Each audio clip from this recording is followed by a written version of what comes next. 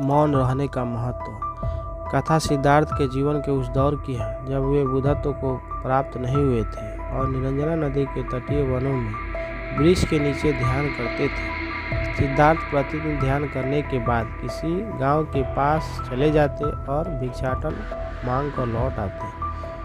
कुछ दिनों बाद उन्होंने भिक्षाटन पर जाना भी बंद कर दिया, क्योंकि गांव के एक प्रधान की छोटी बेटी सुजाता उनके लिए नित्य भोजन लाने लगी।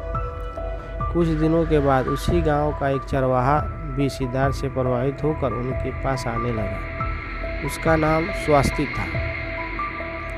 एक दिन स्वस्ति ने सिद्धार्थ से बातें कर रहा था कि सुजाता भोजन लेकर आई। जैसे ही सिद्धार्थ ने भोजन करना शुरू किया, उन्होंने बातचीत बंद कर दी। स्वस्ति ने बात करने की कोशिश की तो सिद्धार्थ ने उसे इशारे से चुप करा दिया। जितनी देर तक वे भोजन करते रहे, बिल्कुल चुप रहे। स्वस्ति को हैरान हुई। उसने सिद्धार्थ से भोजन करने के उपरांत पूछा, गुरुदेव, आप मेरे आने के बाद निरंतर वार्तालाप करते रहे, किंतु भोजन के दौरान एक शब्द भी नहीं बोले। मैं तो भोजन करते करते भी बातें कर लेता हूँ।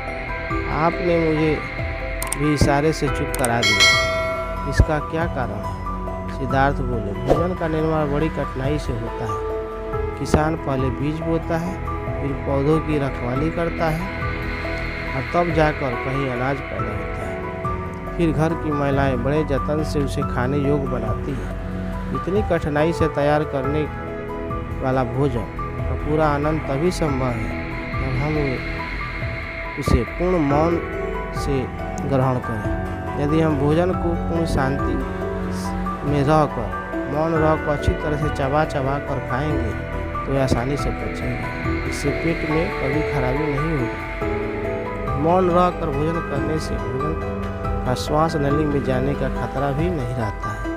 अतः भोजन के दौरान मैं मौन रहकर उसका पूरा आनंद लेता हूँ। उसका शांति से किया गया भोजन न केवल शारीरिक भूख तृप्त करता है, बल्कि मानसिक आनंद और सात्विक ऊर्जा भी देता है।